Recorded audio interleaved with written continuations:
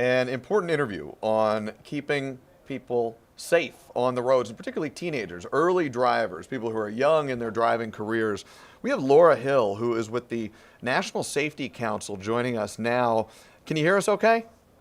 Yes, thank you for having me. Hey, thanks for being here. Let's start with this. I understand that in 2023, there were 320 fatal crashes and estimated more than 100,000 police reported crashes, particularly during snow or sleet events when roads are really tough for these early developing drivers. That gives us a snapshot, but how big of a challenge is it in your view? Sure. So, unfortunately, car crashes are the leading cause of preventable death for young people. And we know that most of it is due to inexperience. And so that's why it's so important that parents and guardians are involved year round, but especially during these winter months. And it is timely because, as you know, we in Georgia, we just got through a couple weekends of snow and sleet and freezing rain and slush, these exact conditions that you are highlighting here. I understand that you have what is known as the Drive at Home program. Can you tell us about that? Sure. So, Drive at Home is a free resource from the National Safety Council in partnership with General Motors, and it was developed with driver ed instructors from across the nation. So, we have free lessons. So, if parents are looking what to do at home and how to get involved, it's a good starting point. It logs practice hours, it has a parent team contract, and more. So, we know most parents aren't driver ed instructors, so this is their one stop shop, and it's free and in Apple and in Google Play. What are the biggest challenges that young drivers in particular are facing now as they start to get behind the wheel? Oh gosh, there's a lot of things. But I think just again is just getting that experience and knowing that the vehicle that they're driving in. Um, so what we always like to say, especially during these winter months, is making sure that they know how to winterize the vehicle, making sure that they know how to fill up the windshield wiper fluid, that they know that how to fill up the gas tank. You know, you don't want them in a certain situation where they're not with you and that they're prepared on their own. Have things gotten more challenging for drivers? And I don't want to act like, oh, back in my day, but it feels like cities have gotten bigger, the roads have gotten more congested, the number of distractions have gotten more sophisticated, our phones have become even more almost an extension of our hands.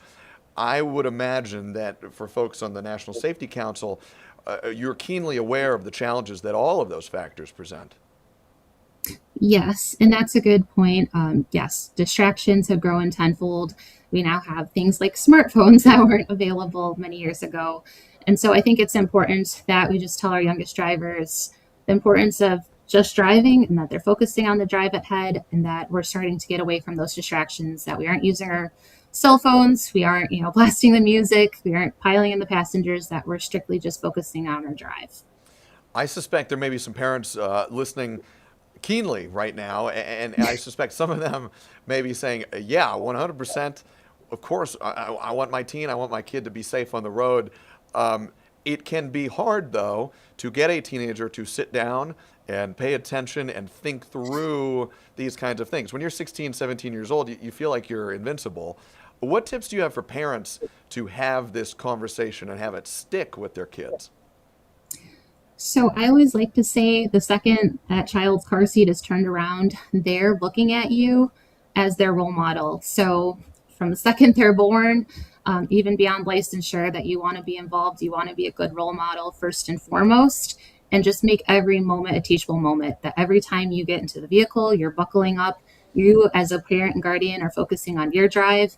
And then as they get older, you can turn more into that co-pilot role and talking through what you're doing, that, you're slowing down coming up to an intersection, you're doing XYZ to scan the road. So just making every moment a teachable moment. And even after they're licensed, it's still important that you're involved.